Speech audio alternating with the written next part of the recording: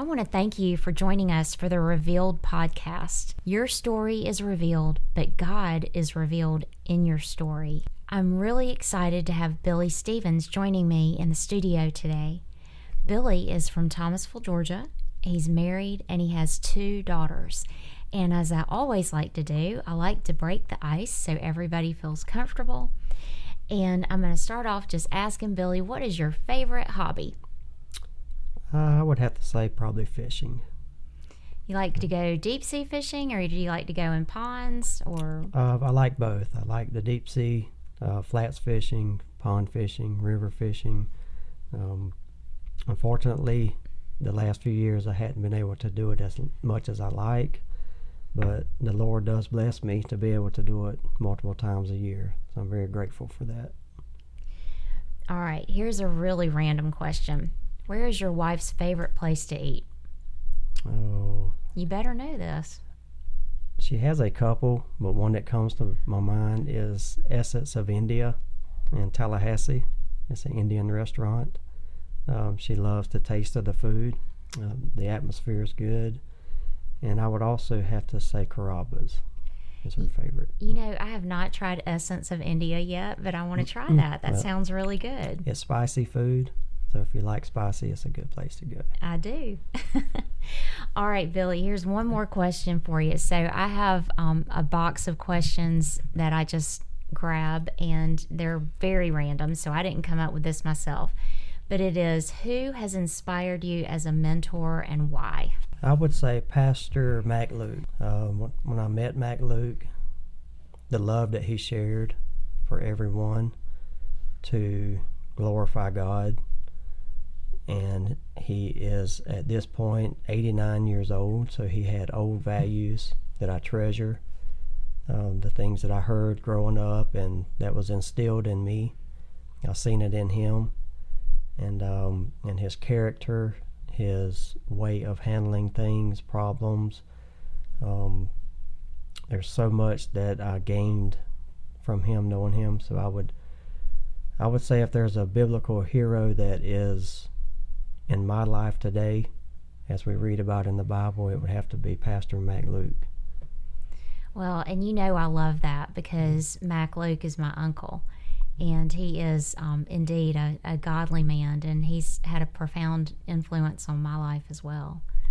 And that's good to hear because he is an outstanding person and a true servant of God. Well, let's move on and get started with your story, Billy. We're going to let Billy take the lead here and talk to us about his life. Okay, I have kind of put a title on this. It's a testimony of my life, of how the Lord began with me in my life, and it goes back to I was 6 years old. I can remember Mom and Dad making me go to church. At the time, my dad didn't go as often as he needed to, in my opinion, but Mom did. And you know, at that age, you kick and fight, and you want to stay home and do fun things. And we were going to a small church in Grady County, and I remember listening in detail to the pastor and the singing. And I can remember even today getting so much out of even the singing. And one day I came to Mom and I asked her, I said, Mom, I would like to get saved. Can you explain that to me? Because I can feel things inside of me that when the preacher is preaching or the singing. So she grabbed my hand one evening and said, are you ready? And I said, yes, ma'am, I think I am. So we walked down to the aisle, and she wanted me to talk to the pastor about the things I was feeling. And at that point, my heart started to change.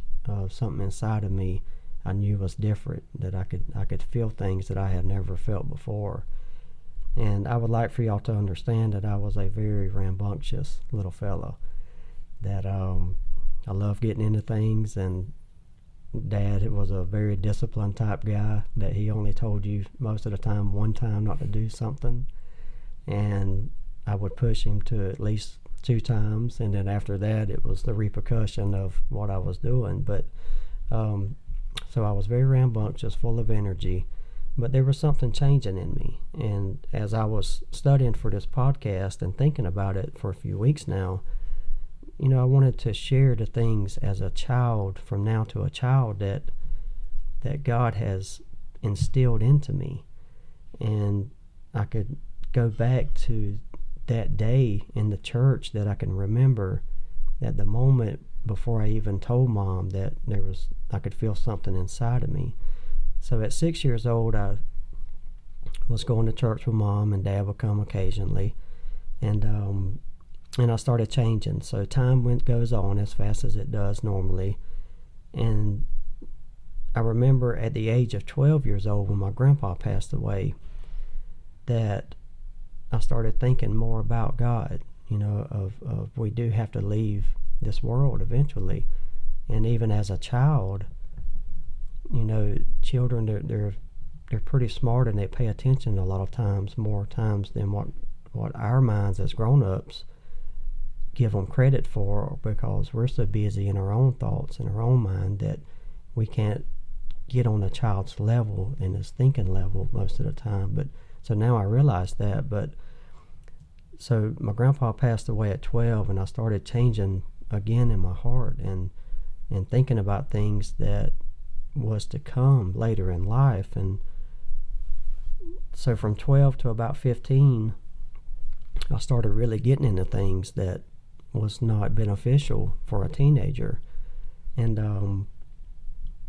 I never got into a lot of trouble. I've never been jailed or anything of that nature, but I have done many things that would have put me there, and only through the grace of God that I didn't get caught. And Dad tried hard to keep me on the right path, and he could see things that was coming. And my dad is a very lovable and teaching type dad, that he wants you to understand what he's trying to tell you. So even today I learn from him. But so at 15 years old, 15 came pretty quickly, and I started sowing some seeds that wasn't good, and my heart was being convicted at the same time. And from the age of 6, I started praying at night. Mom made us pray at night and get into the habit of turning to the Lord. And so throughout my life, even at 15 years old and late teenage, no matter what I was doing, I always found myself saying prayers and praying to the Lord, even though I knew that the things I was doing was not right. And so no matter what I was doing in life, I always tried to say a prayer at night, and that stuck with me. So I graduated in 1995, and I joined the National Guard. So I was 19 when I graduated,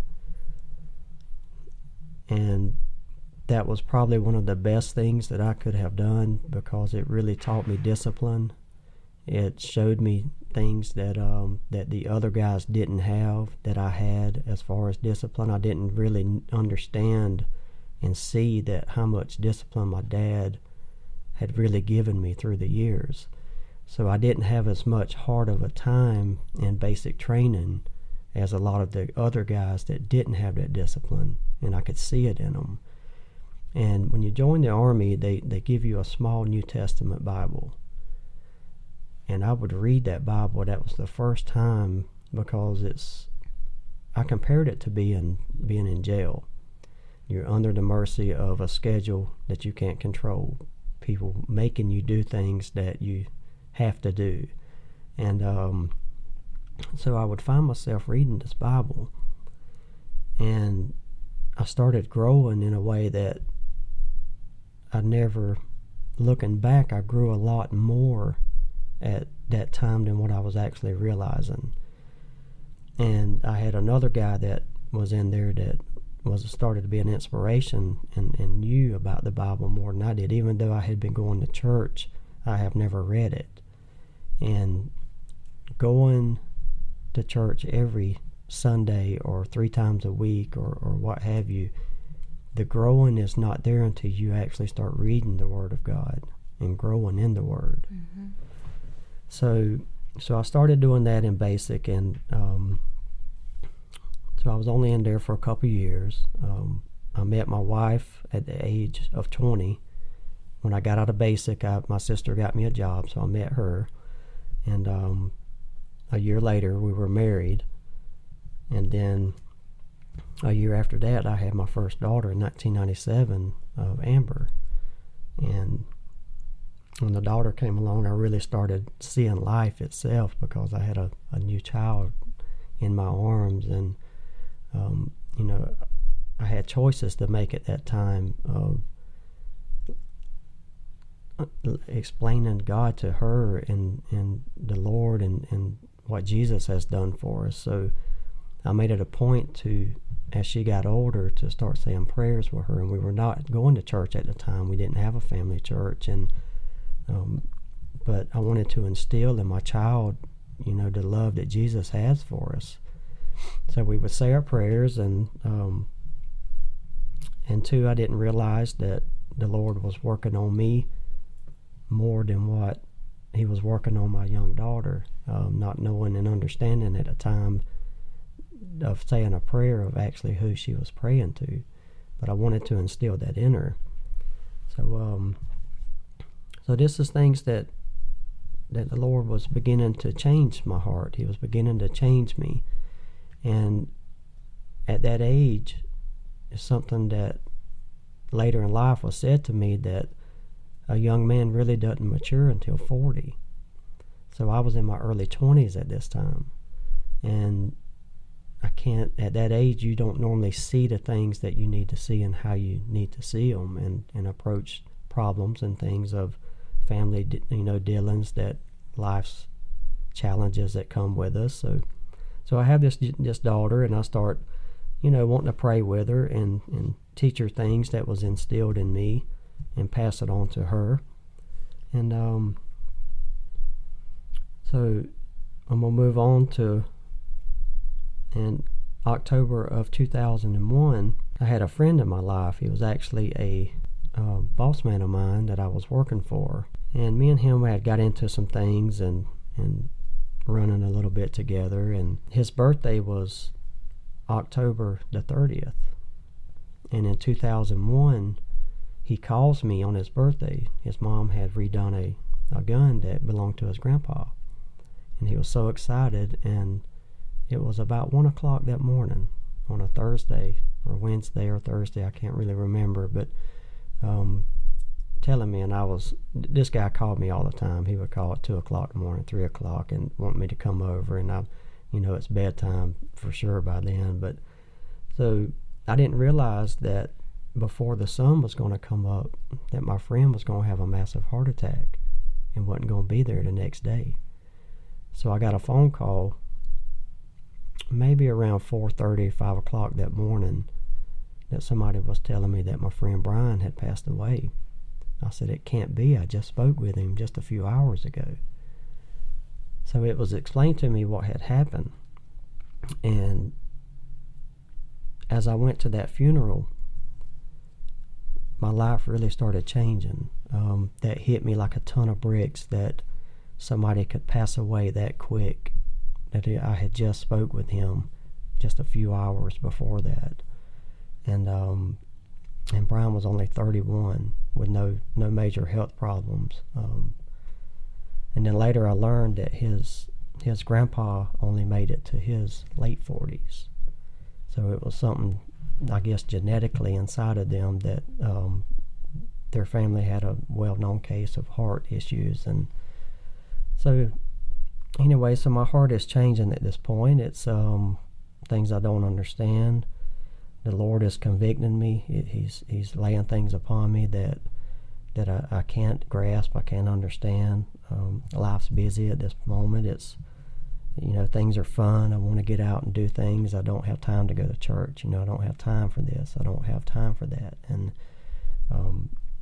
but as God wants, if He has a path for us, and He has a journey that He needs us to be on, He's going to make sure that we get on that journey. He's going to make sure that things are going to line up to benefit Him. And as those are going on in our life, we can't see that. We can't see tomorrow like He can, and the things He has planned for us.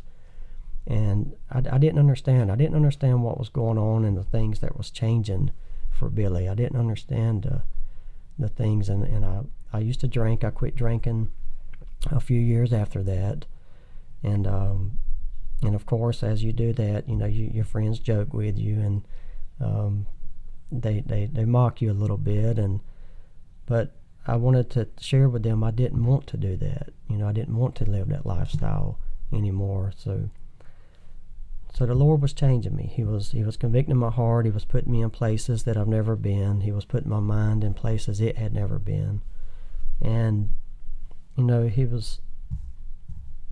was paintings and pictures being painted in my mind and thoughts on my downtime that I was questioning, Lord, why are these thoughts on me? Why is this process being done inside of my heart? So I wanted to fight it. I didn't want to submit my life to God. I didn't want to be in church every Sunday. Sunday was another day. I had a Saturday off and I had a Sunday off. So I had 2 days to have fun. I had 2 things to do what Billy wanted to do. And in 2002, my second daughter, Ansley, was born. So as I'm holding her multiple times at night, I couldn't wait to come home. I had a brand new baby. My oldest daughter would meet me outside, with hugs and kisses. And my family is children-loving people. I mean, if it would have been up to me, I could have had 10 and been perfectly fine. We adore them. We love them. Kids bring a lot of inspiration. They're honest. If you want to ask them a question, they're not going to beat around the bush about it. And so my second daughter came along, and I had more thoughts. I had more things coming to my mind of I needed to get my kids in church. I needed to teach them about Jesus. I needed to share with them the things I had seen in my life. And I started doing that with my oldest daughter because my youngest one was just an infant, so I wanted to share more things with her. And as my youngest daughter got older, we started going to church in a small Baptist church in Sand Hill, Georgia. It was about a 40-minute ride for us. And at once I had my whole family in church. And it was a great feeling. It was an older pastor there, similar to Mac Luke, of Curtis Eason was his name. And I adored him. I gained a lot from him. And then we fell out of church. It was not convenient to go. It was a long ride. You had to get 2 kids up. My wife had to get ready. Fun things was, wanting to do on Sundays. And so I found myself back out of church. That was a feeling that I can't describe because I knew I needed to be in one. I knew I needed to be in the house of God. So the Lord was working on me. He was working on my heart, and it's hard to explain and put in words of the feelings that will be on a convicted heart, the things that you will feel and how you will feel. It's hard to express that and put it in words, but I knew where I needed to be. But as humans, we want to fight that. Mm-hmm. We want to fight those urges. We want to continue on with self. And as time went on, I continued praying to God. I would talk to Him every day just because I wasn't in the house of God and really worshiping Him and submitting my life to Him. I was still turning over my heart to Him. I was still saying those prayers and asking Him to forgive me for those sins I have done that day, and also asking Him for things that I needed in life and that my family needed. So we stopped going, and I think that was around 2008. So here we are. My kids is getting older, and of course I'm getting older, and so I just couldn't understand why I couldn't surrender my life, how hard that was, and it's not as hard as what we make it be as humans. It's not as hard as we make that journey. I found out later that it's easier to submit, to surrender our life than to fight it. It was harder for me to fight it than to surrender. So I just didn't have time for it. I didn't have time for God. I didn't have time for the church. Didn't have time to read the Bible. But I would normally find time to share a little bit at this point in my life. I started sharing things with people that the Lord was doing to me in my life. I started sharing things that I saw in others' life that He had done and that He had changed about them. So I was changing. My heart was changing. And, I was heavily burdened by not submitting my life to the Lord. And time passes on. The clock doesn't stop. It doesn't stop for us. It doesn't stop for anyone. It's a continuous cycle. And so time passed on, and in 2013, I had a good friend of mine. His mom passed away. And I had went to multiple funerals up until this point. And every funeral, I want to explain it, every funeral changes us in some kind of way. It's when we leave a funeral and when we're involved wholeheartedly and we have compassion for the families that are left, your heart will change. Your thoughts will change. And so here it is. I'm fortunate enough that I still have my mom and dad today. So I saw a friend of mine's mom that had just left. And that was in 2013. And, and I sat before the funeral, and I dreaded going because this was a loved one of a friend of mine, and I wasn't sure how I was going to be able to be there for him in a time of need. But I want to tell y'all, at this funeral here, there was a great thing that had happened. We've been to funerals and preachers get up there and they preach and they ask people to submit their life to the Lord, that if there's anyone lost out there, that the time is now. And the pastor that was preaching this funeral would later become a good friend and a mentor to me. It was Pastor Mac Luke that was at this funeral. And at the time, me and my wife, we didn't have a family church. We wasn't going. We had went to Sand Hill a few years and dropped out. And so we sat here and we listened to Mac Luke preach his funeral. And I was sitting there, and there was something that had drawn me to this guy that I couldn't explain. So after the funeral, we comforted the family, and I stayed and I hung around as long as I could, and just about everybody was gone because I wanted to be there for my friend, to let him know that I was there for him. And and in all reality, what's a couple hours to dedicate to someone at a funeral, that you can just quit everything in life and put it all aside to be there for a loved one. So as we left, me and my wife got in the car, and I didn't say anything about Pastor Mac Luke. I was just gaining my thoughts, and I was going to see if she had any response to it.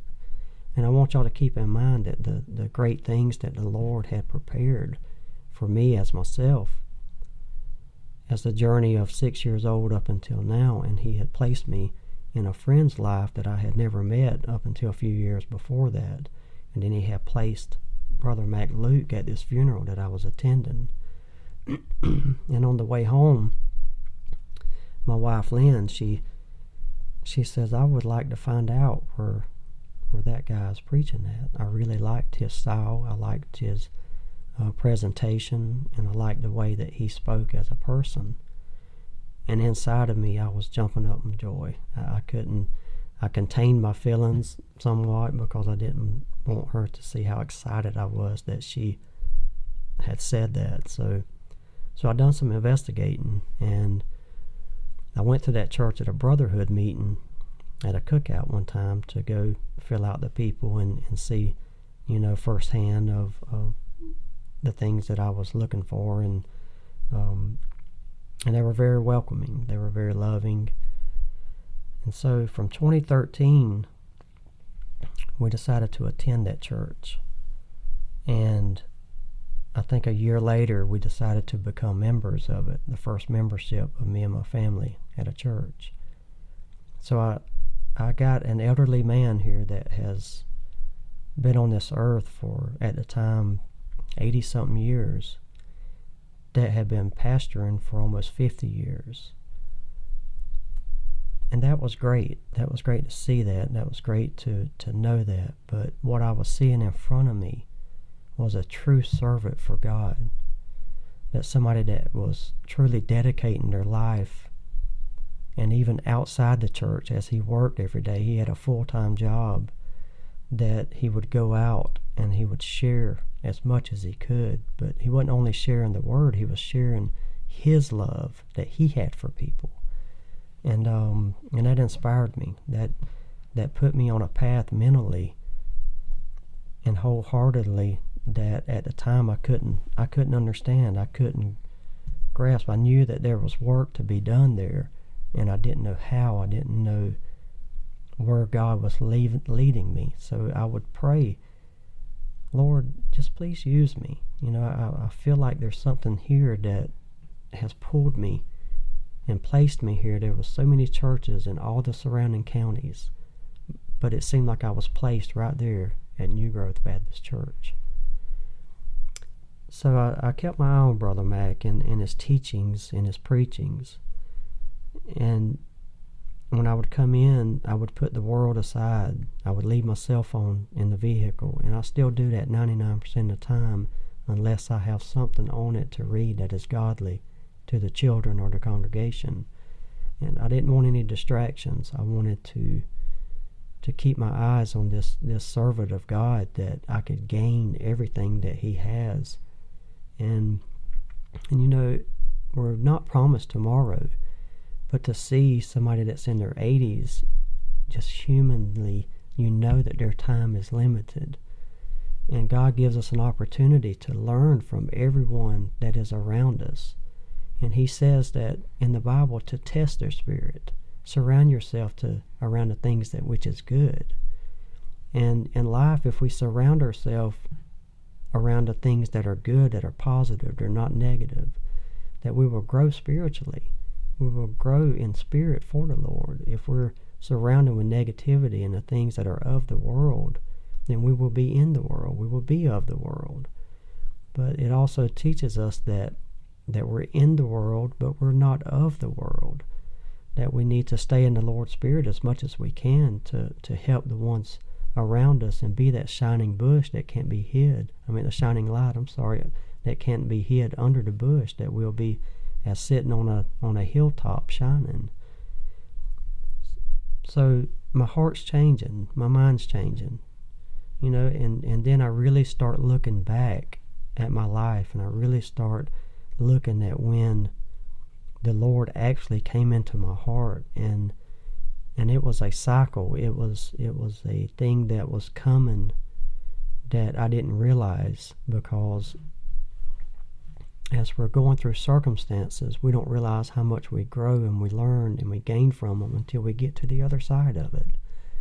So I have a pastor here, and he's teaching me, and I'm gaining so much from him. And then in the summer of 2015, I was presented with an opportunity to be a deacon in the church. And my first response to our pastor was, I'm not worthy to be a deacon. I'm not worthy to serve the Lord. And his response was immediately are any of us? We all fall short of the glory of God. And so I asked him if I could think on it for several weeks or months or however long it took, and I did, and he gave it to me. There was no pressure on it, and I prayed, and I said, Lord, I know that there was work here. It didn't take but just a few months of being in your house that I needed to go to work for you, that I needed to submit my life to you. And as that point in time in my life, I was really dedicating my life to God. I had turned my life around, and I was through playing. I was through playing church. I was through playing God. That Billy Stevens was fixing to get on fire, and I was going to submit my life to him. That nothing else would matter as much as the Lord would be in my life at the time, because the Bible teaches us that we put Him first and then our family second. So here we are in 2020, and I'm so excited to be here today and doing the podcast, because the Bible teaches us that we should go out and spread the news of Jesus, that we should go out and spread the love that He has for us, that we should encourage everyone around us, and we should never have to tell people that we're a follower of God. They should always see it in us, that we should always have that desire to share that with somebody, to share anything that the Lord has done for us in our lives, that, you know, and a lot of times going in very detailed of things, I wouldn't always agree with that, because if you're not careful, we also have an adversary, that we have a devil that wants to use things in people, and they want to use things against us. So, but there are so many stories of our journey that we've got that we can share, of how the blessings of how the Lord has protected us. Every time we get in our vehicle, we pass multiple cars. We could be hurt or taken out, and it also teaches us that the angels that He sends to protect us. And, you know, that's something that is not mentioned a lot of times, of how many angels we have in our lifetime that have kept us out of danger and kept us out of harm's way. And, you know, at this point in my life, I have no idea what tomorrow brings. I have no idea what the Lord has in store for me from this point in my life, but I do know one thing, that I will be a servant, and I can't imagine life without the Lord in it at this point in time. So I wanted to share, you know, as going back and looking back a little bit of how the Lord began in my life. And, you know, I would encourage every listener that's out there to just stop and pause for a moment and just have a little quiet time to see how the Lord has worked in your life. What has the Lord done for you, that we could glorify Him, because every individual, no matter what level we're on, no matter what we're doing in life, the good things, the bad things, you know, when we come to God, all our sins are forgiven when we turn our heart to Him. You know, He casts them from the east, from the west, and on looking at the earth of the hemisphere and the sphere of the earth, we have a north pole and we have a south pole. That's the end of the top and the end of the bottom. But the east and the west, there is no end to that. It circles, you know, infinitely. It doesn't end. So those sins are forgiven. Those sins are casted away, you know, at that point in time. So it doesn't matter what we have done in life. What matters is, what are we going to do from today forward in our life for God. So I'm grateful for the opportunity that Miss Angie has given me. And I'm grateful for the people that inspire me still, and to get me excited to put my boots on the ground and do the work and the labor that God wants us to do, that there is a reward in heaven. And we don't do those things for the reward, but there's many promises that He makes us, that even the things of our heart, we don't have to ask God. We don't have to ask Him for the things that we desire. If we're following Him and we're living for Him, He knows those things. And, you know, I want to encourage that, because I have a testimony of the things that He has done for me. He has given me things that I desire. He has brought me out of so many trials and so many tribulations. And I want to thank Him for that. So I want to encourage everyone that's listening to go through those valleys, because if God placed us on the mountaintop, we wouldn't have that struggle in life. It would be easy. It would be easy that if He placed us on the mountaintop, that we wouldn't have those struggles and those things that we must go through to have the gain of looking back, and the things that we would have to go through the valley. And He wants us to climb the mountain, to climb it. He wants us to struggle to have that witness, that the things that we have done in our life, and the things that God has brought us through, so we can glorify Him for others. Looking back at the things that we were just talking about, there's a theme that I've picked up on as I've sat here and taken some notes, and that's just how there were 3 different funerals that you attended that seemed to have an impact on you. And the one that you mentioned where your mom or your friend's mom passed away, and that's where you heard Uncle Mac, and that just had an impact on both you and Lynn. But what was it about the other funerals that just really seemed to ignite something inside of you and get you thinking about life while you were seeing death?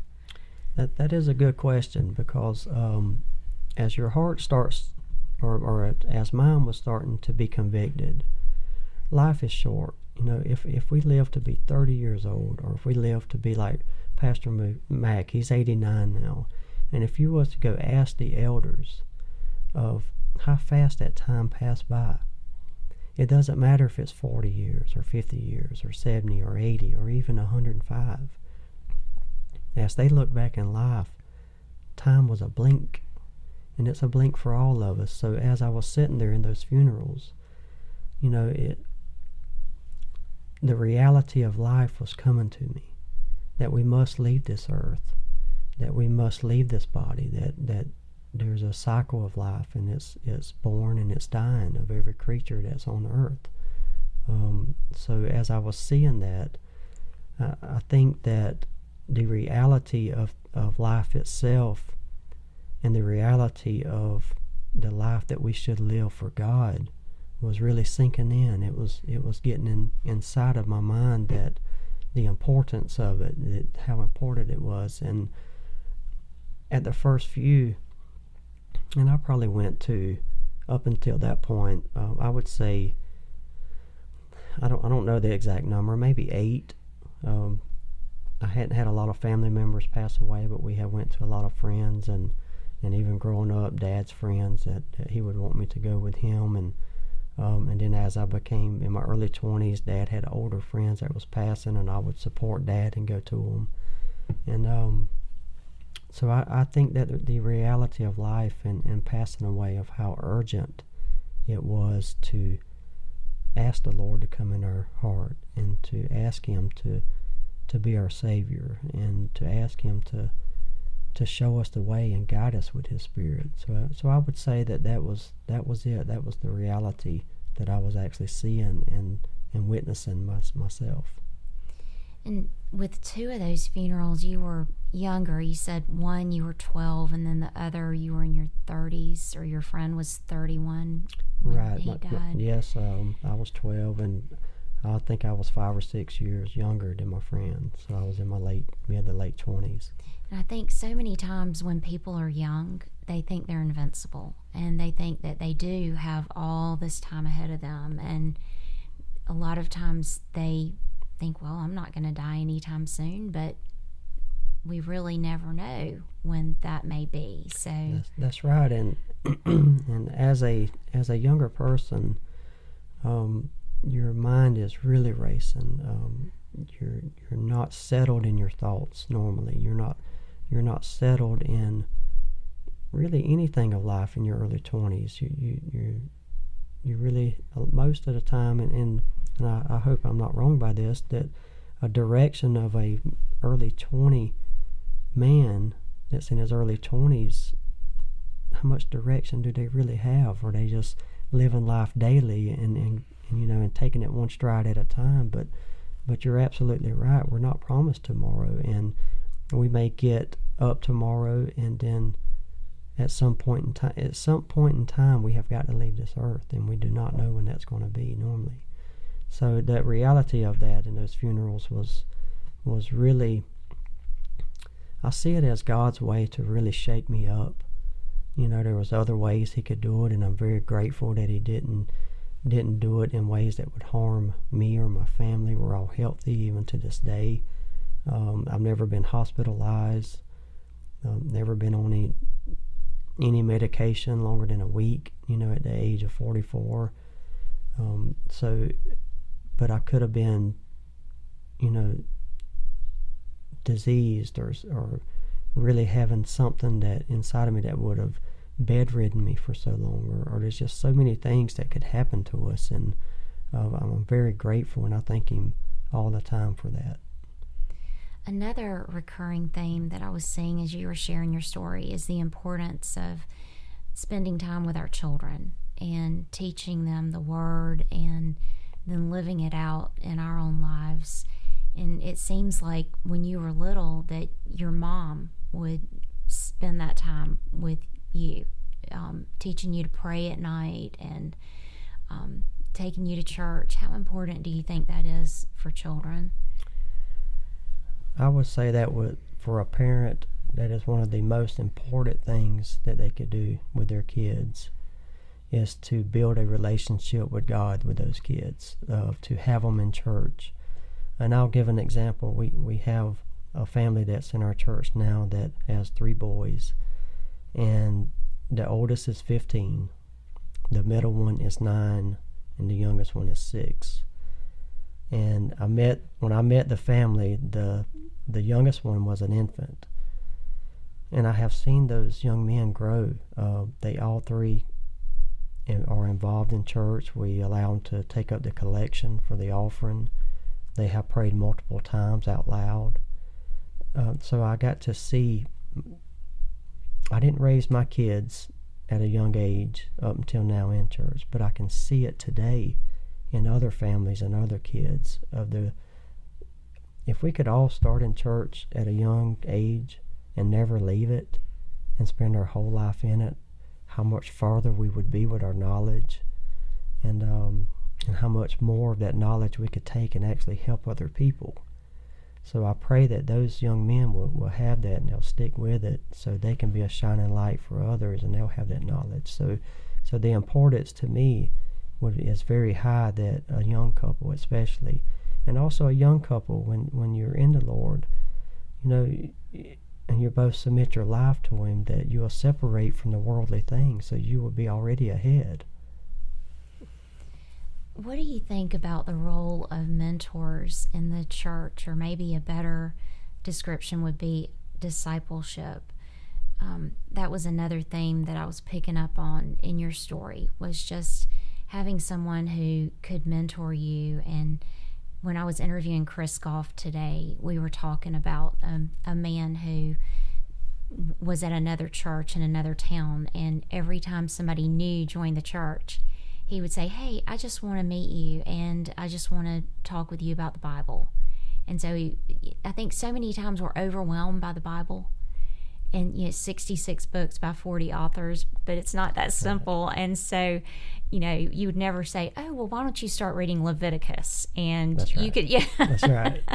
But just guiding people in their lives and just showing them truth in God's Word and how it's applied in your life. How important do you think that is?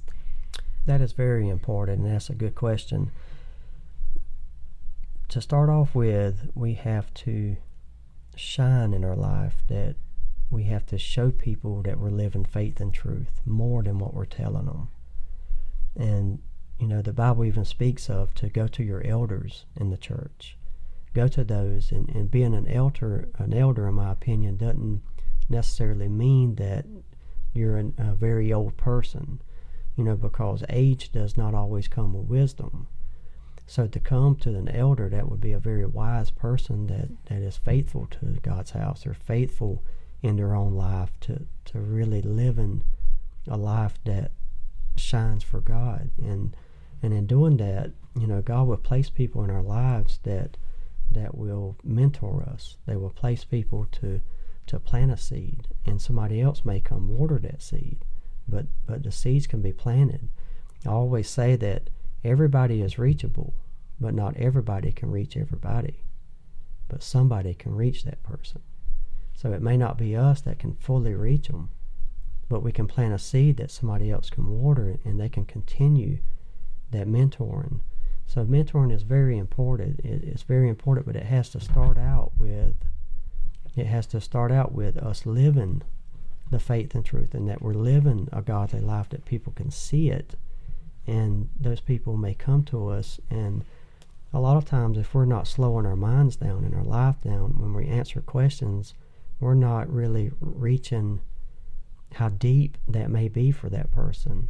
I wonder sometimes if that is meant for us to actually see how much we're helping people, because myself, I would rather be a silent helper. I would not want to glorify self at all forever, from helping anyone. But, God still puts mentors in my life. There's several people that I reach out to that He has placed in my life, and, I call them and I ask them things, and they're scriptural.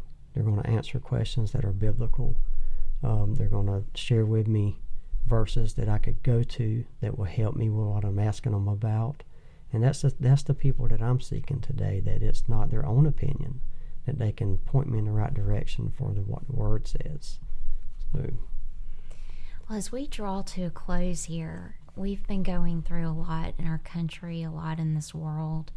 If you could offer people that may be hearing this podcast some encouragement or some hope, what would you tell them? Number one, I would like to share that we have to be careful of what we feed into in today's world. Watching TV can be devastating to our minds. It can open doors up for the devil to get in our minds and our hearts, that the evilness that we see today. Our country is in a place that it has never been before. And I'm afraid that that's going to get a lot worse before it gets better. There's things that may play out that we have to separate ourselves from the world. I want to give an example. I know people that watch the news every single day. And as we watch those people, and I'm not criticizing them, I'm just explaining how to be careful of getting involved in things of today, because if you're tied up in it and that's all you see every day, that it will have a negative impact on your responses, your feelings of what your heart is telling you. And our heart doesn't always guide us in the right direction because it's connected to our brain. So the things we see in the world today, I want to encourage everyone to be cautious, not to be tied up in what is going on in the world, to be tied up more in what the Scripture says about what's coming in the world.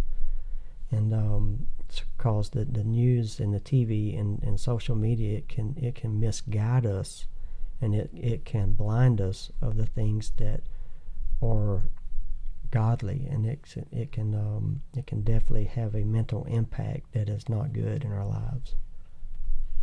I appreciate that, and I want to thank you so much for sharing your story today. Thank you for the courage that it took to share. And I just want to encourage anybody who's out there that may have a prayer request, you can contact me at Angie@revealedpodcast.org, and you can find Billy's testimony on our website, as well as where you listen to your favorite podcast. Thanks for joining us.